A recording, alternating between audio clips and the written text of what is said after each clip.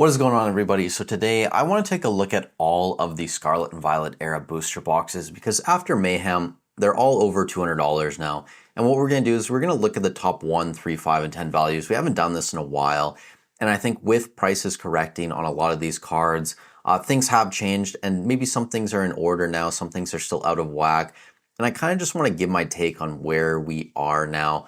When we look at booster boxes and the value of the cards inside, because a lot of people don't really understand that at a certain point, the boxes get detached from the cards that are inside of it. But I think we're even in an era now where the card value in a lot of the hits isn't even the most relevant factor anymore when it comes to box price. So we can start here with SV base. This box is now up to $204.51 after yesterday.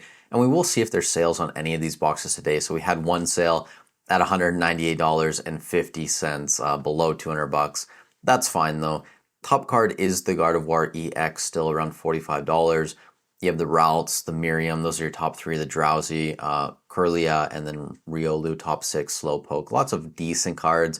I'm not a huge fan of any of the artworks, but the top chase card, $45, top three value, $111, top five, about $167, top 10 value, $253, which honestly is a lot better than SV Base was doing for most of 2024. So respectable from a base set, but it still doesn't even compare to the next set, which is Paldea Evolved. Obviously, this box is up to around $297. We did have a sale at $300 yesterday. Today, no sales on TCG Player, none at all. So we will keep an eye on this over the next week or so to see if anything happens. Top hit is that Magikarp around $190. Iono and Raichu top three, Tyranitar, Mousehold. You guys have seen all these cards before. Tinkatong, Meryl. Lots of decent cards in this set. The top one value you can see there around $190. Top three value $300. Top five value $377 approximately, and top 10 value over $500, which is more than double SV base. Now this is where things get interesting. Obsidian Flames. This box took a huge jump yesterday from around $220 up to around $250 from the Mayhem sale. And there was one sale today at $249.98, essentially $250. There really is nothing in this set. And I know we meme on Obsidian Flames on this channel a lot, but there really just is nothing super exciting outside the Charizard cards, which again, like, I'm not a fan of these cards. They're not super expensive. The top hit's about $59. The gold Charizard's around $20, $21. Ninetales is about $20 now. Clefairy's down to $15 again. Pidgeot is around $12, and the Scizor top six card is under $10 now. So and then everything below it obviously is less than double digits. So when we look at top hit, again, nothing impressive at all. Top three values still under $100. This is the only set of the SV era with a booster box that has a top three value currently under $100. Top five value $127, and a top 10 value of $167, which puts Obsidian Flames dead last out of every single booster box from the SV era in terms of value from the top 10 cards. And it's quite a ways behind SV Base, which is number 2, or like second to last, I guess you could say, about, what is that, $85-ish behind it. So that is a huge jump from Obsidian up to SV. So not a great set, but still, when you look at box price, it is the second most expensive booster box out of all of the SV era booster boxes right now. Paldea Evolved is the most expensive, around $300, and this is $250. And then really outside of these two right there, you have Surging Sparks around $236-ish. Twilight's getting close to $230 as well, but these are way better sets, which we will touch on here in a moment. Paradox Rift, around $210. I believe there was a sale today. Couple sales actually, $215, $215, and $205. So I think this box will stay above $200 now. I'm kind of confident in that. And even if we see a couple sales below that, whatever. But I mean, this is still a great set. And honestly, a lot of people said that this set was undervalued or underrated compared to a lot of other sets. I really didn't see it. Again, like, I'm not a huge fan of the top chases outside the Groudon. I love the Groudon. I think it's a great card. But again, it is an IR, so the pull rates on a lot of these were easier, and that's why a lot of these earlier SV era sets, the top cards aren't super expensive, but the fact it's an IR instead of an SIR does kind of hurt a little bit. Altaria is decent as well, around $49. Roaring Moon, $44. Garchomp 31, Steelix around 28, 29. That's your top 5. Goldango, Iron Valiant. You have a couple other cards in there as well. But really, Paradox Rift is starting to lag behind some of these other sets. So top 1 value around $71, top 3 $164, top 5 $224, and top 10 value $335, which actually has been overtaken by Temporal Forces. Now, I think people used to think Paradox Rift was a lot better than Temporal Forces, and maybe it still is. But these cards have held up a lot better compared to Paradox Rift over the past month or so, 2 months. First of all, the box price is around $216 today, and one sale right at $200 for the booster box. But you can see the Raging Bolt, this was up to over $100, I think, at one point, down to around $82, which isn't the biggest hit compared to a lot of these other top chase cards. Iron Crown still holding around $55. Again, this has fluctuated a few times. People have tried to buy it out on TCG Player. The Walking Wake has held at $50, like fairly consistently. Morty's Conviction as well, between that 45 and 50 range, holding quite strong. Gouging Fire, same deal. Like a lot of these cards have been in this $45 to $55 range for most of the past 12 months. The Ghastly has dropped a little bit. I think this was up to over $50 at one point, sitting around $37. The Iron Leaf, surprising, is still down here around $30. Bianca's Devotion, $24, $25. Sawsbuck still over $20. So a lot of the IRs and SIRs in Temporal Forces have held their value quite well compared to a lot of other sets. And for that reason, the top chase is more expensive than Paradox Rift right now. Top 3 value, $187 approximately. Top 5, $280. And top 10 value is $414, which is really only behind Paldea Evolved, Twilight Masquerade, Surging Sparks, and I say Journey Together right now, but again, Journey Together we kind of should probably just ignore on this list because it's a newer set. So I think these prices are just going to continue to drop, and I think in like 6 to 8 months, Temporal Forces prices are probably going to be higher than Journey Together ones. That's just my guess. But really, at this point, Temporal Forces, if you just looked at the raw dollar amount of the top chase cards, you'd think Temporal Forces is kind of like the middle of the pack, actually closer to the higher end than the lower end.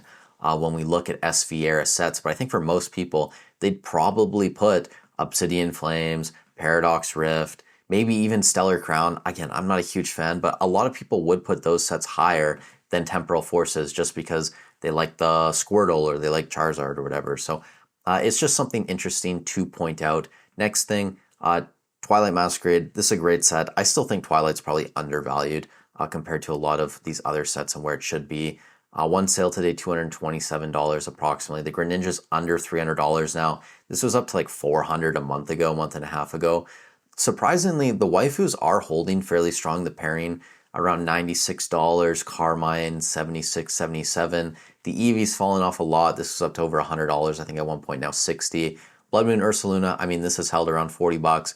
The Ogre Pawn Mask is, in that range of like $20. Kind of expected it to be there. The Kieran and Lana's Aid. I mean, lots of these trainer cards we did expect to not be super expensive. And if they're holding around $20, that's probably where they should be. The Tatsugiri is given a little bit back as well, sitting around $16. But when you look at the value in Twilight Mask right now, and I'm going to move this down just to make my life easier, the top hit is $294. So really, it is the most expensive chase card in SV era currently. Beating out the Pikachu. And honestly, that's something we'll talk about towards the end of the video, but I won't even touch on it now. I just want to wait till the end of the video. Top 3 value, $467, top 5 value, $567, and then top 10 value, almost $680-ish. And we're going to breeze through this kind of quickly. Stellar Crown, $214-ish. Were there any sales today? No sales today, so we'll keep an eye on that. Squirtle's now the top hit. Terapagos, Bulbasaur, everything else is kind of meh. Surging Sparks is continuing to fall as we get more product on the market. Sales today, a fair amount of them actually, and lots under $240, $238, $238, $230, surprisingly $225, but that's a sealed pack, so never mind that. Surging Sparks, I mean, it's still probably the best set. Destined Rivals isn't out yet. The Pikachu has given back a lot though, $286. You still have the Latias EX though, around $176. Milotic's still holding over 100, just barely hanging on right now. Gold Pikachu's around 62, the Hydreigon's 53. This kind of makes sense based on where we're at right now. Lysia's Appeal at $40. Bit surprising that card is that low. When you look at like the waifu in Twilight Masquerade, I mean the pairing and the Carmine, which I agree are probably better artworks. I really do love the pairing, how it goes with the Hisuian Growlithe. I do like that, but it is surprising that this card is only like $40-ish dollars. I kind of would have expected it to be a bit more, especially with Altaria in it. And then Journey Together, this is the unenhanced booster box, so that's kind of why the price is super high. The enhanced box is around like $200 right now. Were there any sales today? One sale at $217.72, and you can already see like Lily's Clefairy's down to $160, Salamence and Zoroark are both under $100, both under $90 now. Bella Bolt around 70-ish, Hopsation 60, Volcanion around 40. This makes sense as well. I would say this is a decent order for the cards. Some of those cards, those illustration rares everybody wanted, like the Articuno, the Whale Lord, En's Reshiram, these are all like sub $30 cards. Articuno's close to 30, Whale Lord's under 20, Reshiram is like 13-ish dollars. So very cheap cards. If you guys want them for your collection, this is probably a decent time to get a hold of some of these. They may go lower, obviously, if we get more product on the market too. That wouldn't surprise me, especially when you look at a lot of Obsidian Flames cards. The illustration rares are like sub $10. The Houndour is back down to like $5. So point being, for the Sword and Shield era, a lot of the value, and when we looked at a booster box and tried to determine where it was going to go in the future, a lot of that depended on the value of the cards in the set. We'd always compare Fusion Strike to Lost Origin to Evolving Skies, and it made sense. Evolving Skies was obviously going to be your number one. Fusion Strike, Lost Origin, I mean, they were close at times, and it makes sense why they're still fairly close. I mean, Fusion Strike's pulled away at this point, but for the longest time, they were neck and neck. Same thing with Chilling Reign, like they were all kind of in there. And I think supply and scarcity is kind of just determining where those are eventually going to end up. But when I look at SV era, right, a lot of these boxes are super close right now, and they probably shouldn't be this close if we were only going based on card value. But I think there are a lot of other factors we need to consider. One, obviously scarcity, that's a huge thing. The first 4 sets of SV era, I think people are banking on those right now, not being reprinted. That's why we're seeing Obsidian Flames jump up to $250. Paldea is close to $300. I mean, Paldea Evolved is one of the better sets of the era. But another issue I see with Scarlet and Violet era is that there really aren't that many sets that have a chase card over $100. You have the Magikarp, you have the Greninja, you have the Pikachu, and for now, you have Lily's Clefairy, which I don't even think is going to hold over $100 long term. Like, I really could see it dropping to like $80, $90. Again, and especially just, you know, it's a smaller set, so I compare it to Obsidian Flames. This Charizard's sub $60. Maybe because it's Lily and Clefairy, it'll hold a little bit stronger than that long term, but who knows, right? Like, we really could be in a situation with Destined Rivals coming where only 4 of 9 or 10 sets have a chase card over $100. That's really not a lot, especially when you compare it to the Sword and Shield era, where basically, 75% of sets, I guess, like Sword and Shield base didn't have a card over $100, Rebel Clash didn't, and then Darkness Ablaze didn't. But then Vivid Voltage, you have the Chonkachu. Battle Styles, you have Tyranitar. Chilling Reign, you have the Blaziken and the Moltres. Then Evolving Skies, you have a billion cards. Fusion Strike, you have Gengar, Mewtwo, and Espeon. Then Brilliant Stars, you have the Charizard. Astral Radiance, you have the Machamp. And then Lost Origin, Silver Tempest, you have the Giratina and the Lugia, and also the Aerodactyl from Lost Origin. But a lot of those sets have a very strong chase card. And I do worry in the future, because I think we are in an era where a lot of people enjoy opening stuff, even if they're not getting a massive chase card, if they're getting a lot of those illustration rare cards. So in Obsidian Flames, and this is why I wasn't such a huge fan of the set, you do have a lot of IRs, though, that you can open. So the Ninetales, the Cleffa, Scizor, Houndour, like there are lots of cards that you can pull, and because it's a smaller set, it is easier to get a master set if you're going for that, to pull a lot of the cards that you want to chase. But I do genuinely worry long term how some of these sets are going to do, because the reality is, if this is like a $400, $500, $600 box in the future, and the top card's $100, $200, people aren't going to get super excited about opening the box. Whereas with something like Fusion Strike, if you can pull that Gengar and it's, I don't know, $500, $600, if you can open an Evolving Skies box and pull an Umbreon worth somewhere between $1,000 and $2,000, that's a big deal. But really, if you're opening Obsidian Flames for $500 and the Charizard's $60, it's really just not going to get a lot of people going. And maybe I'm wrong in holding on to this thought process, but I really do believe that there needs to be some level of importance tied to the top chase cards. If they just don't have value, I really don't see how it could be a super well-rounded set or investment. But at least for me, for now, I think that my approach to SV era is going to be a focus on Surging Sparks, on Twilight Masquerade, and on Paldea Evolved.